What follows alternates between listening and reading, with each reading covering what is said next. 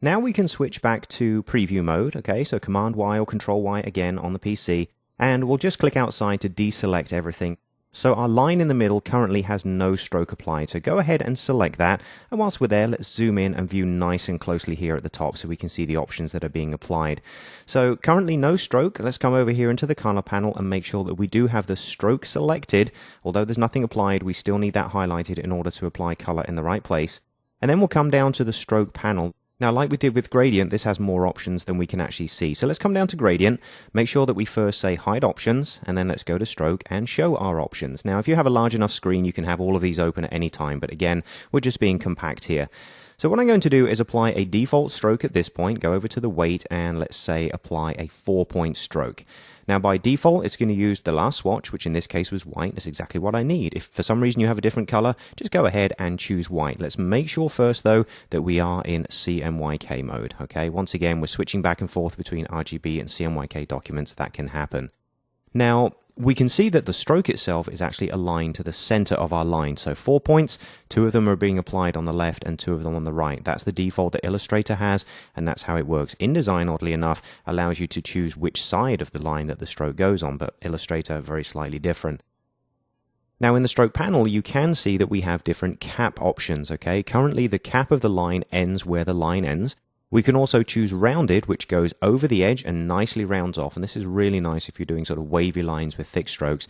And you also have a squared option, which basically takes the same distance. So 2 points is on the left-hand side of the line. It goes up an additional 2 and across and down. So sort of, it's like a rounding, but with a squared end. But for now, we're going to keep the cap precisely as it is. Now, whilst we're here, let's switch it back down to what we are going to use, which is going to be just simply half a point. Okay, I just wanted to use a thick stroke there so you could see what was going on. Now we're going to zoom down. Let's maybe fit in window and then just rezoom so we can see what's going on over here. Basically what we want are 2 more lines. We want another one in the middle here and another one in the dead center of all 6 columns, because if we do these 2, what we can do is reflect them across the other side and save ourselves a little bit of work. So I'm going to hold down the Option key or the Alt key on the PC and drag a copy of this so it comes over and aligns dead on the top right of the next column. Okay. Now, as you'll know, or that you've probably noticed, the height is going to be different, and we need it to fit the height of this particular frame. So the line will sit in the middle and come all the way down to here. 2 options that you have. We could use free transform, okay? Hit E to get free transform. You know that you could scale down. But before you do, what's the one thing you need to check? Go over into transform. Do make sure that on the flyout option here, scale stroke and effects is not turned on. If it is, and we use free transform there, we're going to scale the stroke from half a point to 0.65 or something like that. Not that it's much difference, but consistency when you're doing artwork like this is key. So do make sure, if you ever pull up free transform when you're doing a line like this that has a stroke on it, make sure that that's not selected, okay? So now that we know it's not, we could quite easily just grab our central anchor point there and drag down, and it snaps into place. You can double check over here in the stroke panel, it's still set to 0.5. Now the other way to do it, if I just undo that, is instead to go to the direct selection tool. Remember, if you edit the path itself, you're not scaling anything, so the stroke width will not adjust. So with that in mind, we could deselect, come over here and just click on the bottom anchor point and simply drag that down to a line in exactly the same way. We get the same result. The stroke width doesn't change and we end up with a longer line. Okay, so whichever one of those you wish to use, that's totally up to you.